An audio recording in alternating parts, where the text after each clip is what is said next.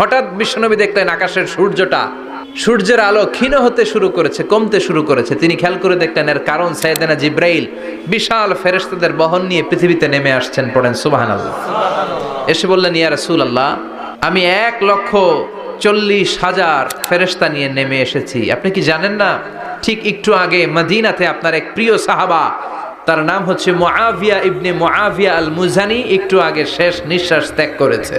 বিশ্বনবী বললেন, ইন্না লিল্লাহি ওয়া ইন্না ইলাইহি রাজিউন। সাইয়েদনা জিব্রাইল বললেন, ও নবী, আপনি কি আপনার প্রাণের সাহাবীর জন্য গায়েবানা জানাজা পড়বেন না?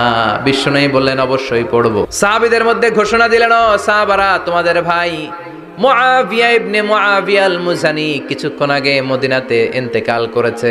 সবাই বাইরে বের হয়ে আসো, এই মাত্র আমরা এই মুহূর্তে আমরা গায়েবানা জানাজা পড়ব। বিশ্বনবী প্রথম কাতারে দাঁড়ালেন, হাজার হাজার সাহাবারা লাইন ধরে দাঁড়ালো। সাইয়েদনা জিব্রাইল 1,40,000 ফেরেশতা নিয়ে সাহাবাদের পেছনে 2টা লাইনে দাঁড়িয়ে গেলেন। প্রথম লাইনে 70,000, দ্বিতীয় লাইনে আরো 70,000, 1,40,000 ফেরেশতাদের বহর। আর সাহাবারা মিলে আল্লাহু আকবার বলে গায়েবানা জানাজা শুরু করলেন। নামাজ শেষ। বিশ্বনবী তো অবাক, ঘটনা কি? কোন সাহাবীর গায়েবানা জানাজায় তো ফেরেশতা নামে না আকাশের উপর থেকে। বিশ্বনবী জিজ্ঞেস করলেন, জিব্রাইল, কোন সাহাবীর গায়েবানা জানাজায় তোমরা আকাশ থেকে এত ফেরেশতার বহর নিয়ে নামো নাই? কি এমন আমল করেছে আমার মুআবিয়া? কি এমন ভালো গুণ ছিল, ভালো আমল ছিল, যার কারণে আরশের উপরে তার এত সম্মান?